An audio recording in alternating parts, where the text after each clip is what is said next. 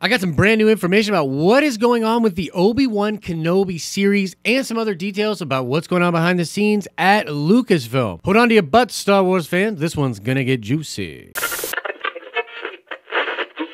What's up, everybody? It's Josh. Welcome back to the channel. Do me a favor and use those force powers of yours to smash that like button, and then let's get right into this. Now, guys, you will remember several weeks back, there were all of those Obi-Wan Kenobi stories circulating out there online. This all happened on a Friday. There were at first a ton of different indications and people talking about how the Obi-Wan Kenobi series was having trouble. There were reports that it was canceled. There were reports that it was being delayed. And then all of the mainstream media decided that all of those reports were fake news and all had to do with a parody account posting on Twitter. Now, after that whole news cycle had happened where everybody was like, oh, all these problems, and then, oh, it's all fake news, the very next day, Saturday morning, I ran an exclusive that was given to me by Jason Ward over at MakingStarWars.net. Jason gave me this info. He said that he couldn't 100% confirm it. We talked a little bit about what was actually going on, and I decided to run with it. I was like, hey man, I'll be the dirty YouTuber and I'll run with this news. I'm pretty sure we're safe here. Now, for the record, that is 100% an exclusive. Like, we ran that way before that was on anybody's actual radar, and I know there were people out there that were like saying in the last video,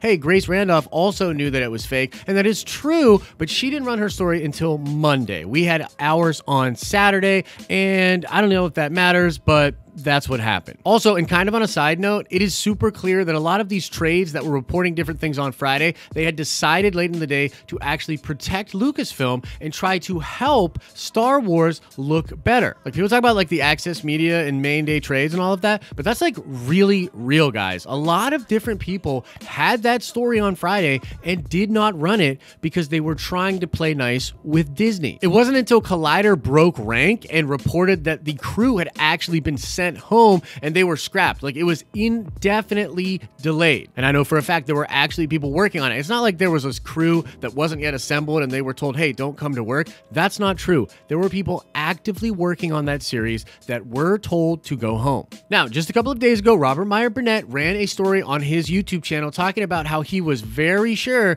that the next Star Wars movie was indeed going to be the Obi-Wan Kenobi film, which, if you look back at the exclusive I ran on Saturday, was what Jason had given me. He had told me that, hey, what no one's really reporting here is that the reason it might be being delayed is because they might make that into a film. Now, in the video that Robert Meyer Burnett made, he was talking about how he couldn't get this confirmed, treat it as speculation from Rob for now, but he had heard some things, and he also drew some weird like parallel lines into some things that Ewan McGregor said in an interview with Jimmy Fallon. So I believe Robert Meyer Burnett.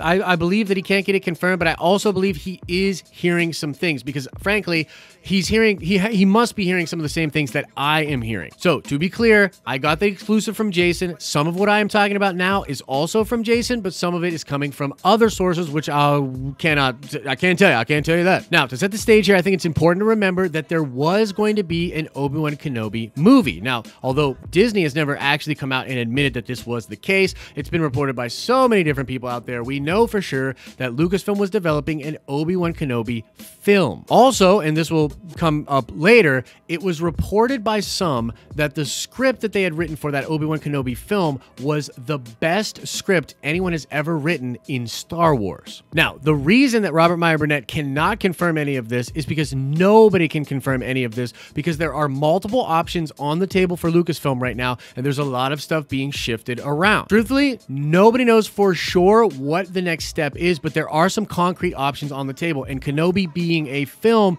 is one of them, as we first reported to you. Now, here are the three options for the Obi-Wan Kenobi project. Number one, it will be turned into a film. And really what this would be is them going back to the original version of this project, which was first being developed as a film. It was later changed and being reworked into the show and Disney Plus format. So the first option for Lucasfilm is that they will just go back to the original plan, make it a film, and put it in the 2022 slot, likely with Deborah Chow directing. Number two, it will remain a show. And yes, there will be reworks done to the script. And I think part of the problem here has to do with the original movie script, which people really liked, and then what was happening when that script was being adapted for the show. Pretty sure that's where a lot of the problems are happening. But they do have people actively working on those scripts, and it is possible that they get them to where they like, and then they just go ahead with the Disney Plus series. And the third and really weird option would be for them to sort of do both, for them to develop something with Obi-Wan and Ewan McGregor on Disney Plus, and then have that lead into something which would be a feature-length film that would come out in 2022. So in a sense, that's really the news out there and the update. I have a few more things I want to say about what's going on with Lucasfilm, but really here, what Robert Meyer Burnett is reporting is true in a sense. It's the same thing we reported that Saturday after that whole news cycle had happened with Obi-Wan. Frankly, the idea was, hey man, they might be making this series back into a film. That's totally legitimate, and it is a possibility. And not a lot of people are talking about that as an option, actually. However, the reason that Jason hasn't run this yet, the reason that you're not hearing a lot about it by other people, is that there's just a lot of options and nothing is greenlit at this point. Nobody knows for sure which direction they will take with this project. Now, when it comes to Lucasfilm, there's a couple of things that I want to say. The building is not on fire over at Lucasfilm. If I gave that impression in my last video, I apologize. That's not the impression I wanted to give. There is a plan. They are working on something that's very concrete, and the future of Star Wars past whatever they do with Obi-Wan, I think is going to be very cool and very exciting. Everything I've heard about it, I'm into. I really like it. But there are a few things that are sort of holding that train up. And that's kind of all I can say about it for now. But there's some things that people are waiting on. And until those things happen, this whole big new thing, which yes, if you're over there speculating that this has to do with High Republic, you're right. This whole big new thing is waiting on a few things to happen before it can come into full fruition. I can also tell you that there was indeed supposed to be an announcement in January about who would be directing the next film, and there's a reason that that announcement didn't happen. There was also supposed to be a lot more announced during the investor call that Bob Iger had earlier this week. And again, there's a reason that that didn't happen. And all of those reasons are connected, and there's this thing that people are waiting for, this big thing that needs to happen before some of that new stuff can take place. So let's go over a few more points and summarize some things, and then I want to speculate a little bit about these options for the Obi-Wan property. Number one, and most importantly, you are going to be seeing Ewan McGregor as Obi-Wan Kenobi. It's possibly going to be the movie, possibly going to be the show, possibly going to be the movie/show. Number two, Star Wars has a plan, and they are actually learning from their mistakes, and there's something really big and cool coming for Star Wars that I am personally very excited about. And number three is the fact that this project has gone from film to possible television adaptation to possible film adaptation.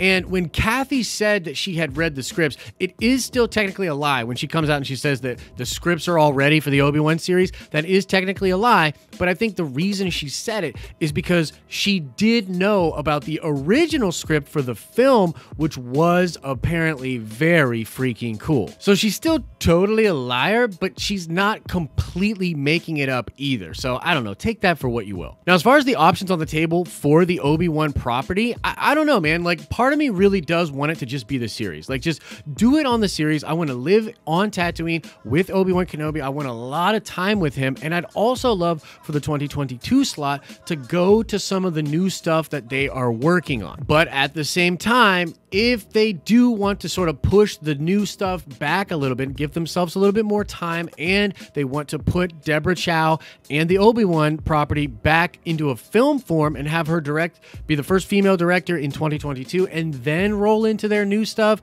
I guess I'm okay with that. Either way, I just want all of this stuff to really be good. And the concern I have with the Obi-Wan thing is it's not the same problems that Kathy has had with these other directors and the projects and different things. This is slightly different, but also I just feel like either way, I don't want them to sort of rush into this. I want them to give this time to breathe. And there's a lot of changes happening right now, so I would like it to get stable as soon as possible and then be very good, because I think the Obi-Wan thing, whatever it is, if it ends up being the movie or it ends up being the show, the Obi-Wan thing needs to be solid. That is a property we do not want Disney to screw up. A lot of people love Ewan McGregor as Obi-Wan, so whatever they need to do to make sure that that is really good, and of course get the big things they're waiting for to happen to get to the new stuff, I'm totally cool with that too. But that's the updates around the Obi-Wan Kenobi story and a little bit of an insight into what is going on over at Lucasfilm. Again, sorry I had to be so cryptic about this. I just gotta kind of play some things close to the chest. Overall though, I'm very excited for what is coming for Star Wars, and I'm being 100% real, guys. Like, I'm very excited. If I was hearing stuff that was making me panic, I would let you know that.